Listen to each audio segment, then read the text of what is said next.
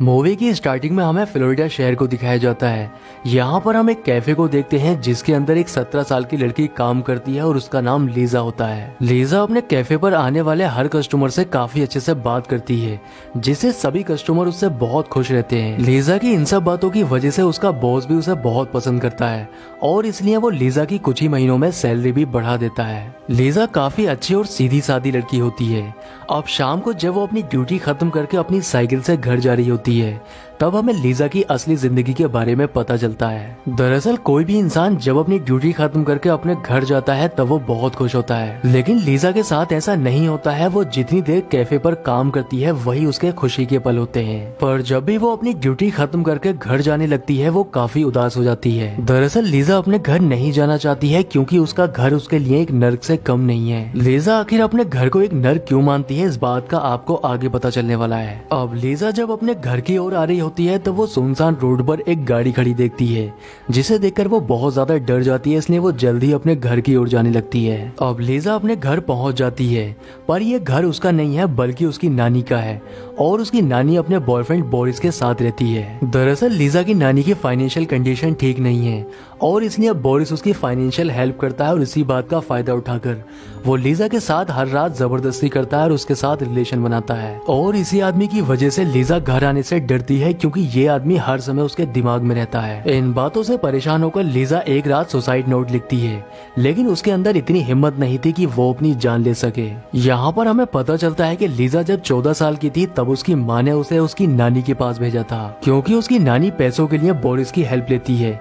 इसलिए उसकी माँ चाहती थी कि लीजा वहाँ जाकर जॉब करे और अपनी नानी को फाइनेंशियल सपोर्ट करे। लेकिन लीजा को 2 साल हो चुके हैं जॉब करते हुए, पर बोरिस आज भी उसकी नानी के साथ ही रहता है। अब लीजा अपनी बहन को कॉल करके अपने साथ होने वाले जुल्म के बारे में बताने लगती है, लेकिन उसकी बहन मजबूर थी जो कि कुछ नहीं कर सकती थी, इसलिए वो यही बात अपनी माँ को बताती है और उससे कहती है कि वो वापस आना चाहती है। लेकिन वो उसकी माँ होकर भी उसकी परेशानी को नहीं समझती है और वो उससे उसकी नानी के पास ही रहने के लिए कहती है। अब लीजा की लाइफ में जो भी कुछ गलत हो रहा होता है ये तो कुछ भी नहीं होता है, आगे उसकी लाइफ में जो कुछ होने वाला है वो काफी डराने वाला है। एक रात लीजा जब अपनी ड्यूटी से घर के लिए निकलती है तब उसे रास्ते में वही कार मिलती है जो कि उसे पिछली रात मिली थी, लेकिन इस बार ये गाड़ी उसका पीछा करने लगती है और थोड़ी दूर चलने के बाद उसमें से एक आदमी उतरता है जो कि लीजा को किडनैप करके गाड़ी में ले जाता है। इसके बाद वो आदमी गाड़ी के अंदर ही लीजा के साथ गलत काम करता है। अब वो किडनैपर लीजा की आंखों पर पट्टी बांधकर उसे अपने घर ले जाता है और घर ले जाने के बाद वो फिर से उसके साथ गलत काम करता है। इस किडनैपर का नाम बॉबी है और बॉबी हर रात लीजा के साथ रिलेशन बनाता है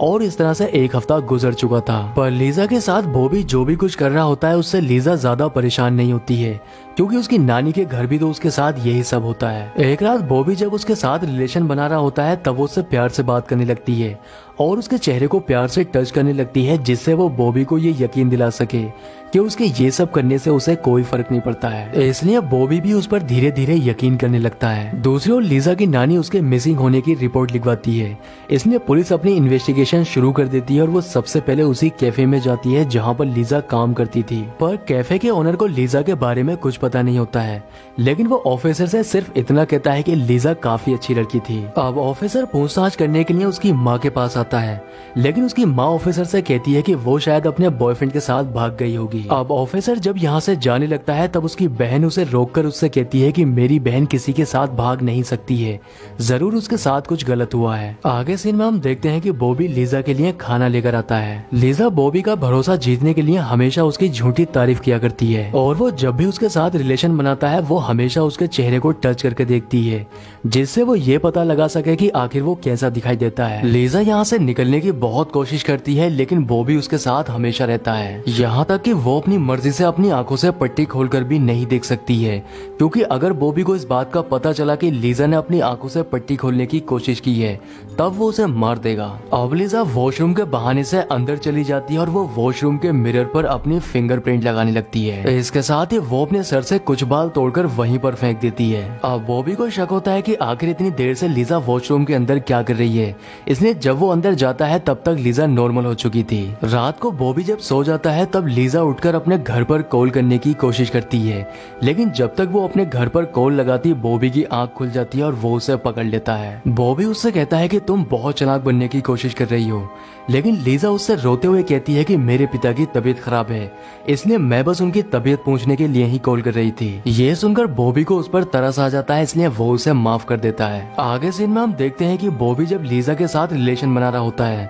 तब लीजा उससे कहती है कि अगर तुम मुझे छोड़ देते हो तब मैं खुद ही तुम्हारे पास आ जाया करूंगी, क्योंकि मैं तुमसे प्यार करने लगी हूँ और तुम्हारी गर्लफ्रेंड बनना चाहती हूँ। लीजा बॉबी से काफी टाइम से ऐसी बातें कर रही थी, इसलिए अब वो उसकी बातों पर यकीन कर लेता है और उसे छोड़ने का फैसला करता है। दूसरी ओर हमें फ्लोरिडा पुलिस को दिखाया जाता है, जिसको एक सीरियल किलर की तलाश थी जिसने 1 महीने के अंदर 16 लड़कियों को किडनैप करके मार दिया है। अब बॉबी लीजा को अपनी कार में बैठाकर कहीं दूर छोड़ने जाने लगता है, लेकिन रास्ते में जाते समय बॉबी का इरादा फिर से बदल जाता है, इसलिए वो लीजा को अपनी कार से उतारकर उसे मारने का फैसला करता है। पर लीजा उससे रोते हुए कहती है कि मैं एक जवान लड़की हूँ और तुम्हारी गर्लफ्रेंड बनने के लिए भी तैयार हूँ, और अगर तुम मुझे छोड़ देते हो तब तुम मुझसे जैसा कहोगे मैं वैसा ही करूंगी। लीजा की बातें सुनकर बॉबी को उस पर फिर से तरस आ जाता है, इसलिए वो उसे छोड़ने का फैसला करता है। अब जाने से पहले वो लीजा से कहता है कि अगर तुम पुलिस से मिलोगी तब उन्हें बताना कि मैं एक काला और मोटा आदमी हूँ, इसके साथ ही मेरी हाइट भी बहुत कम है। ये बोलकर वो लीजा को छोड़कर यहाँ से चला जाता है। अब लीजा दौड़कर अपने घर की ओर जाने लगती है और वो अपनी नानी के घर पहुँचती है। यहाँ पर लीजा अपनी नानी को अपने साथ हुई घटना के बारे में बताने लगती है,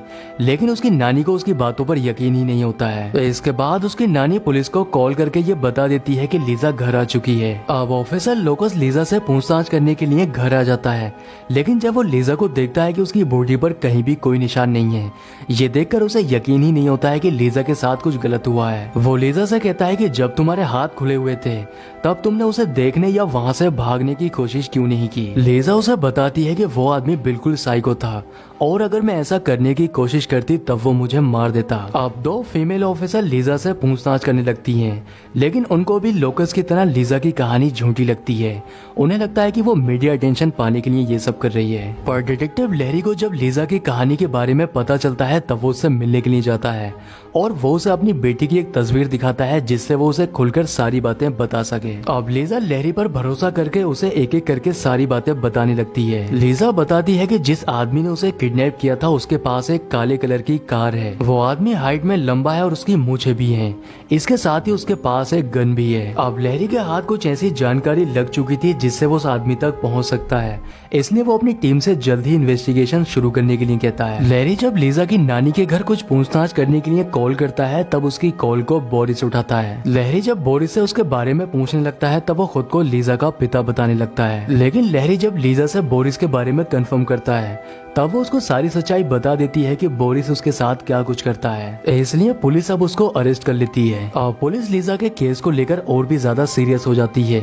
लीजा के कपड़ों को जब फॉरेंसिक में भेजा जाता है और जब उसकी रिपोर्ट आती है तब पुलिस को पता चलता है कि जिस किलर को वो इतने सालों से तलाश कर रहे हैं लीजा को किडनैप करने वाला भी वही है, क्योंकि लीजा के कपड़ों से भी वही निशान मिले हैं जो कि बाकी लड़कियों के कपड़ों से मिले हैं। अब लैरी लीजा को लेकर उसी जगह पर पहुंचता है जहां पर बॉबी ने उसे छोड़ा था। अब लीजा लैरी की कार में बैठकर आंखें बंद करके वो सब महसूस करने लगती है जो उसने जाते समय बॉबी की कार में महसूस किया था। वो लैरी से गैस स्टेशन पर रुकने के लिए कहती है, क्योंकि बॉबी ने भी इसी गैस स्टेशन पर रुककर अपनी गाड़ी में गैस फिल कराई थी। लैरी जब गैस स्टेशन का सीसीटीवी फुटेज चेक करता है तब उसे बॉबी की तस्वीर मिल जाती है। अब बॉबी के पोस्टर पूरे शहर में चिपका दिए जाते हैं और पुलिस उसे तलाश करना शुरू कर देती है। अब एक दिन पुलिस को बॉबी की ब्लैक गाड़ी मिल जाती है, लेकिन पुलिस उसको ऐसे अरेस्ट नहीं कर सकती थी क्योंकि पुलिस के पास अभी उसके खिलाफ कोई भी सबूत नहीं होता है। इसलिए पुलिस ऑफिसर उससे कहता है कि हमारे पास एक गाड़ी चोरी होने की रिपोर्ट आई है, इसलिए हमें तुम्हारी गाड़ी का एक फोटो लेना होगा।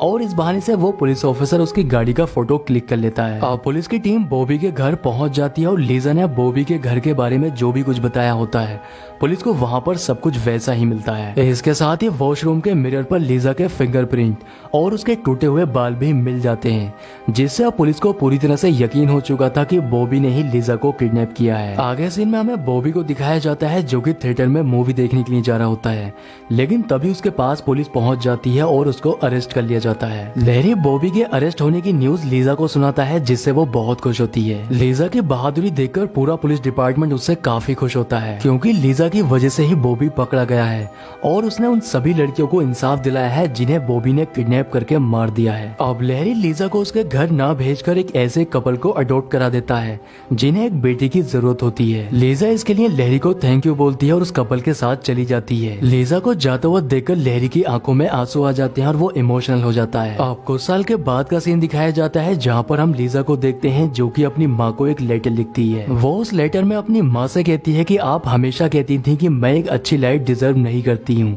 लेकिन आप गलत थी। लीजा का लेटर पढ़ने के बाद उसकी माँ को भी अपनी गलती का एहसास होता है। लीजा से मिलने के लिए उसकी छोटी बहन आती है जिससे मिलकर वो बहुत खुश होती है। लीजा की यह कहानी सच्ची घटना पर आधारित है जिसने अपनी लाइफ में कभी हार नहीं मानी, जबकि उसकी फैमिली ने भी उसका साथ नहीं दिया। लीजा की तरह इस दुनिया में ऐसी बहुत सारी लड़कियां हैं जिनकी फैमिली उनका साथ नहीं देती है और वो अपनी लाइफ में हार मान लेती है, लेकिन लीजा ने अपनी लाइफ में हार नहीं मानी।